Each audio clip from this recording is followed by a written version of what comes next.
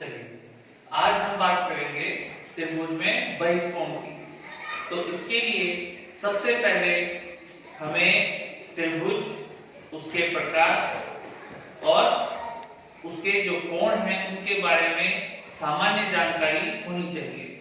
जैसा कि आप जानते हैं कि त्रिभुज किसे कहा जाता है? तीन भुजाओं से घिरी हुई आकृति को हम त्रिभुज कहते हैं। क्या कहते हैं? तीन भुजाओं से घिरी हुई आकृति को हम त्रिभुज कहते हैं। ये आकृति आपकी त्रिभुज है। इसमें ये AB एक भुजा होगी, BC दूसरी भुजा और AC बोलो या CA बोलो, ये आपकी तीसरी भुजा होगी। तो त्रिभुज किसे कहा जाता है? तीन भुजाओं से घिरी हुई आकृति को हम त्रिभुज कहते हैं। ठीक है। अब इस त्रिभुज में, इस आकृति में आप देख रहे हैं कि आपके पास तीन भुजाएं हैं। एक भुजा AB, दूसरी भुजा BC, तीसरी भुजा AC। ठीक इसी तरह इसमें तीन कोण हैं, एंगल A, एंगल B और ये थर्ड एंगल है एंगल C। आप इन्हें नंबर भी दे सकते हैं 1, 2, 3। तो इन भुजाओं और इन कोणों के आधार पर आपके जो कोण त्रिभुज होते हैं 6 प्रकार के होते हैं। 3 होते हैं भुजाओं के आधार पर और 3 होते हैं कोणों के आधार पर। अभी मैंने आपको बताया कि इस त्रिभुज ABC में तीन भुजाएं हैं, एक भुजा AB, एक भुजा BC और एक भुजा AC। इसमें तीन भुजाएं हैं और तीन ही इसमें कोण हैं, कोण 1, कोण 2, कोण 3 या angle A, angle B and angle C। इन भुजाओं और कोणों के आधार पर हम त्रिभुज को वर्गीकृत करते हैं। तीन प्रकार के त्रिभुज होते हैं भुजाओं के आधार पर और तीन प्रकार के त्रिभुज होते हैं आपके कोणों के आधार पर। भुजाओं के आधार पर जो त्रिभुज होते हैं, इसमें पहला होता है समबाहु त्रिभुज। समबाहु त्रिभुज जिसे इंग्लिश में कहा जाता है इक्विलैटरल ट्रायंगल। जैसा कि आपको नाम से ही पता चल रहा है कि समबाहु, सम मतलब समान, बाहु मतलब भुजाएं। जिस त्रिभुज की तीनों भुजाएं एक समान लंबाई की होती हैं, जिस त्रिभुज में तीनों भुजाएं बराबर होती हैं, उसे कहा जाता है समबाहु त्रिभुज। सम समान, बाहु मतलब भुजाएं। जिस त्रिभुज की तीनों भुजाएं बराबर होती हैं उसे कहते हैं हम समबाहु त्रिभुज। तो यहाँ पे हम लिख सकते हैं कि समबाहु त्रिभुज में तीनों भुजाओं की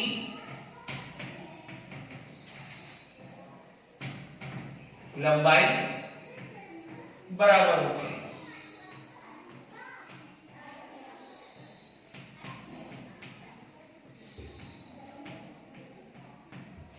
ठीक।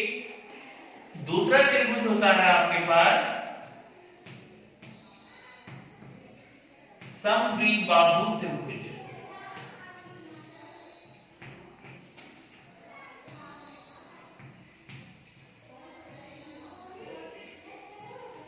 अब समद्विबाहु त्रिभुज ठीक इसी के नाम के अकॉर्डिंग, सम मतलब समान, द्वि मतलब दो। ऐसा त्रिभुज जिसमें दो भुजाएं बराबर होती हैं उसे कहते हैं हम समद्विबाहु त्रिभुज। इंग्लिश में इसको कहा जाता है isosceles triangle. Equilateral triangle, isosceles triangle. इस त्रिभुज में क्या होता है? कोई दो भुजाएं बराबर होती हैं।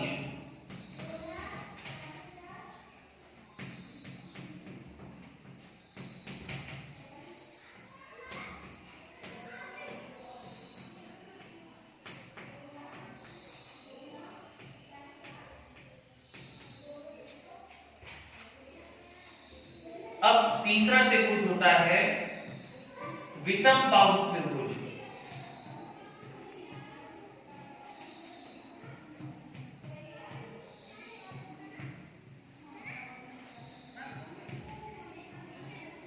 विषम समबाहु त्रिभुज। फिर आप यहाँ पर देख रहे हैं इस त्रिभुज की परिभाषा, इस त्रिभुज का प्रकार भी आपको इसके नाम से ही पता लग जाएगा। विषम, विषम मतलब अलग अलग, एक ऐसा त्रिभुज जिसकी प्रत्येक भुजा की लंबाई अलग अलग होगी उसे विषम बाहु त्रिभुज कहते हैं। ठीक है, विषम बाहु त्रिभुज में क्या होगा, प्रत्येक भुजा की लंबाई अलग अलग होती है, प्रत्येक भुजा की माप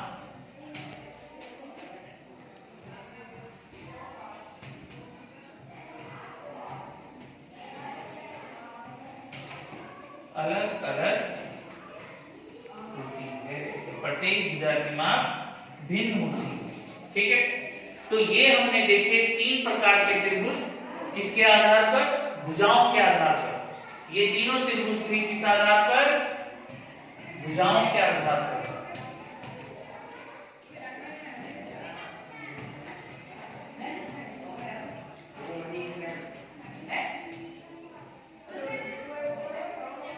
तो समबाहु त्रिभुज कौन सा हुआ, जिसकी तीनों भुजाओं की लंबाई बराबर होगी। जैसे ये त्रिभुज है ABC, इसमें ये भुजा, ये इन तीनों की लंबाई कैसी होगी, एक समान। मतलब अगर ये 5 सेंटीमीटर है तो ये वाली भुजा भी 5 सेंटीमीटर, ये भुजा भी 5 सेंटीमीटर। तो आप इसको बता सकते हैं कि ये क्या है, एक समबाहु त्रिभुज।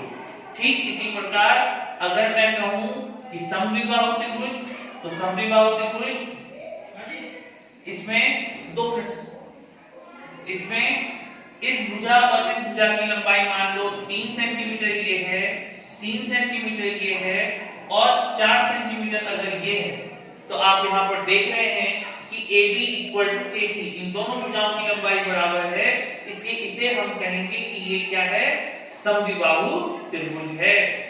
ठीक इसी तरह माना आपके पास कोई तीसरा त्रिभुज है इस प्रकार का और इसकी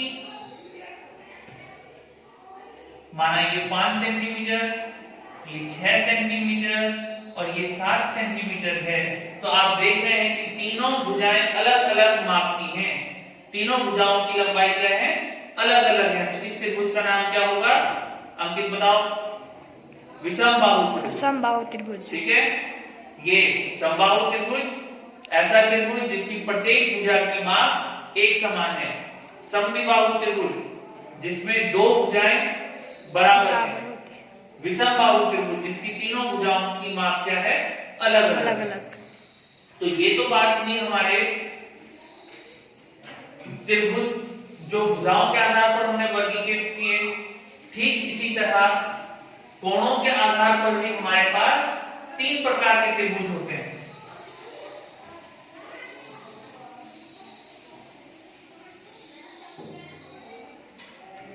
अब कोणों के आधार पर अगर हम इसका वर्गीकरण करें,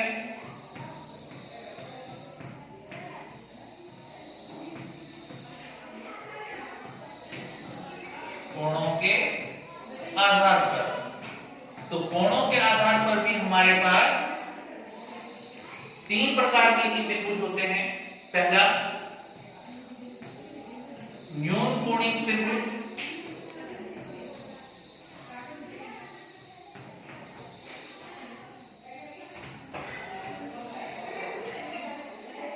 दूसरा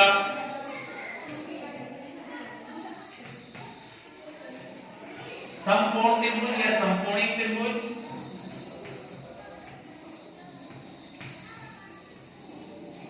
तीसरा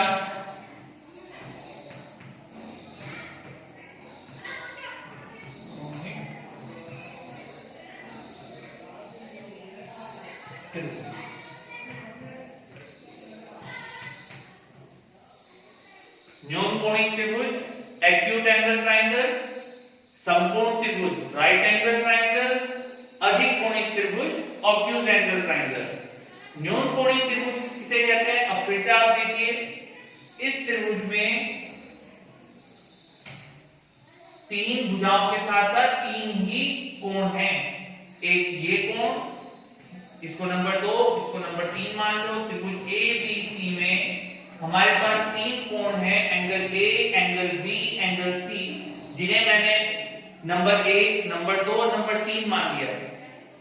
तो इन कोणों के आधार पर हमने कहा कि हमारा त्रिभुज न्यून कोणिक त्रिभुज कब कहलाएगा? अगर ये तीनों कोण न्यून कोण हो। यदि ये तीनों कोण क्या होंगे? न्यून कोण होंगे, तो हम कहेंगे कि ये त्रिभुज कैसा है? न्यून कोणिक त्रिभुज। ठीक है, ऐसा त्रिभुज जिसके तीनों कोण न्यून कोण हो। न्यून कोण आप जानते हैं किसे कहते हैं? 90 डिग्री से कम जितने कोण होते हैं वो हमारे न्यून कोण कहलाते हैं। इसी प्रकार समकोण त्रिभुज किसे कहा जाएगा? जिस त्रिभुज में एक कोण 90 डिग्री का होता है उसे कहते हैं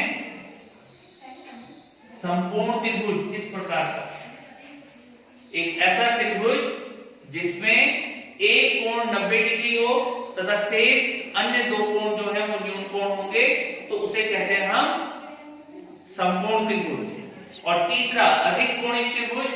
अधिक कोणिक त्रिभुज मतलब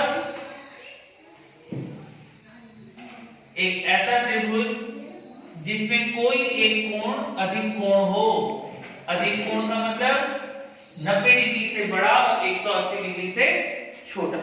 तो इस प्रकार हमारे पास तीन त्रिभुज कोणों के आधार पर आ गए, न्यून कोणिक त्रिभुज, समकोण त्रिभुज और अधिक कोणिक त्रिभुज।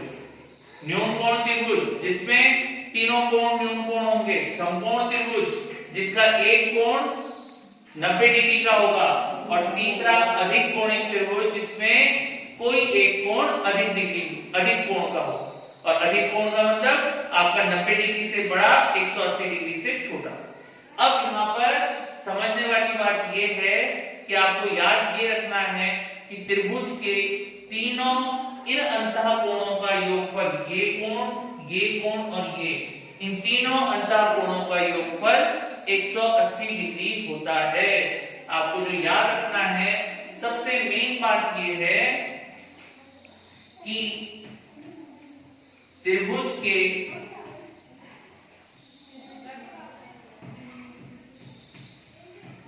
तीनों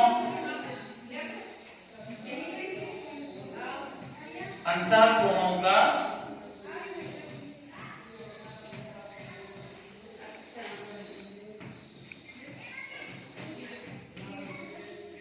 योगफल 180 डिग्री होता है। ये आप लोगों ने ध्यान रखना है। तो अभी आप लोगों ने क्या देख लिया कि त्रिभुज में तीन भुजाओं के आधार पर और तीन कोणों के आधार पर त्रिभुज 6 प्रकार के होते हैं। नंबर 2, त्रिभुज के तीनों अंतः कोणों का योगफल कितना होता है? 180 डिग्री। जैसे ये हमारे पास त्रिभुज है ए बी सी, तो angle A plus angle B plus angle C equal to 180 degree. ये आपको याद रखना पड़ेगा। किसी त्रिभुज के तीनों अंतः कोणों का योगफल, अंतः कोणों का मतलब जो अंदर की तरफ के तीन कोण बन रहे हैं, इन तीनों अंतः कोणों का योगफल होता है 180 degree. Angle A plus angle B plus angle C is equal to 180 degree. अब आते हैं हम अपने मेन टॉपिक पर, बहिष्कोण, कि किसी त्रिभुज में बहिष्कोण का मान कैसे निकाला जाए। तो सबसे पहले आपको समझना होगा कि बहिष्कोण है क्या। देखिए, जब हमारे पास इस प्रकार से कोई त्रिभुज है ए बी सी, ये हो गया हमारा angle A, angle B, angle C. मान लो आपने इसको नंबर दे दिया 1 2 3। अब बहिष्कोण क्या होगा कि इस त्रिभुज की किसी भी भुजा को यदि हम बढ़ाते हैं, माना मैंने इस त्रिभुज की भुजा को इस तरह से बढ़ा दिया, तो त्रिभुज की भुजा को बढ़ाने पर बाहर की तरफ हमें जो कोण मिलेगा, मान लो ये एंगल 4 है, तो बाहर की तरफ जो कोण प्राप्त होगा इसे ही बहिष्कोण कहा जाता है। आया समझ में? फिर से सुन लीजिए कि त्रिभुज की किसी भुजा को बढ़ाने पर बाहर की तरफ आपको जो कोण प्राप्त होता है उसे हम कहते हैं बहिष्कोण। तो ये जो एंगल 4 है इसे ही कहा जाएगा बहिष्कोण। आया समझ में कि त्रिभुज की भुजा को बढ़ाने पर, चाहे आप इस भुजा को बढ़ाओ चाहे इस भुजा को बढ़ाओ, या इसको अगर आप नीचे की तरफ बढ़ा दें तो यहाँ पर जो कोण प्राप्त हो जाएगा ये भी बहिष्कोण है। आप इस भुजा को ऊपर की तरफ बढ़ा लो तो यहाँ पर जो कोण प्राप्त हो रहा है ये भी बहिष्कोण है। तो क्या कहा मैंने कि त्रिभुज की किसी भुजा को बढ़ाने पर बाहर की तरफ जो कोण प्राप्त होता है उसे हम क्या कहते हैं, बहिष्कोण कहते हैं। ठीक है, अब इस बहिष्कोण की अगर आपको वैल्यू कैलकुलेट करनी है, जैसे त्रिभुज ए बी सी, इस साइड की तरफ बढ़ा के ये एंगल 4 है, एंगल 1, एंगल 2, एंगल 3। अब इस बहिष्कोण का मान यदि आपको ज्ञात करना है तो इसके लिए हम क्या करेंगे, इसके पड़ोसी को छोड़ देंगे। पड़ोसी मतलब इसके बिल्कुल नजदीक का जो एंगल है इसको छोड़कर जो इससे दूर के दो इंटरनल एंगल हैं इनको जोड़ देंगे तो हमें बहिष्कोण का मान प्राप्त हो जाएगा। कहने का मतलब कि angle 4 is equal to angle 1 plus angle 2। क्या कहा मैंने कि बहिष्कोण का यदि आपको मान ज्ञात करना है तो इसके लिए आपको क्या करना पड़ेगा, इसके पड़ोसी कोण को छोड़ देना है, इसको रहने देना है, इसका कुछ नहीं करना। आपको क्या करना है, जो दूर के दो इंटरनल एंगल हैं इनको जोड़ देना है। तो angle 4 is equal to angle 1 plus angle 2। इस प्रकार आप किसी त्रिभुज में बहिष्कोण का मान ज्ञात कर सकते हैं। ठीक है, इसको एक एग्जांपल से समझ लेते हैं। देखिए, माना मैंने आपको एक क्वेश्चन दिया,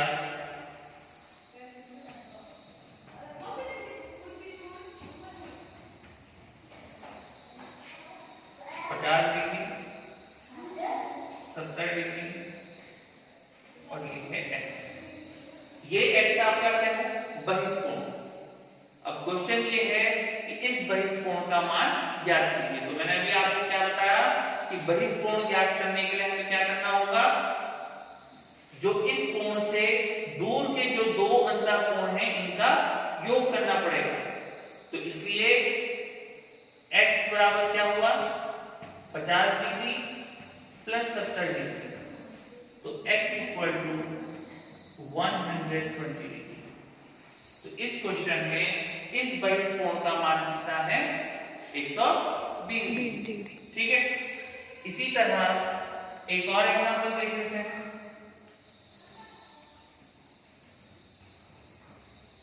ए बी सी, ये है आपका x, मान लो ये 35 डिग्री, ये है आपका 100 डिग्री और ये है आपका 45 डिग्री।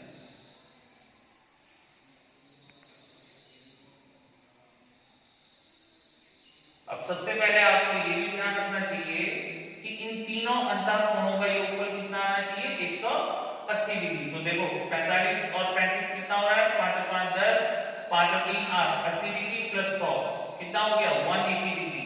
तो अंदर के तीनों अंतःकोणों का योगफल 180 डिग्री है। अब क्वेश्चन ये है कि इस x का मान क्या होगा, इस बहिष्कोण का मान। तो क्या कहा मैंने, बहिष्कोण कैसे निकालते हैं, इसके पड़ोसी को छोड़ दो, इस 35 डिग्री को आप छोड़ दीजिए, बाद बाकी जो दो कोण हैं इनको जोड़ देना है। तो क्या होगा यहाँ से, x equal to 100 degree plus 45 degree, it means x equal to 145 degree. आया समझ में?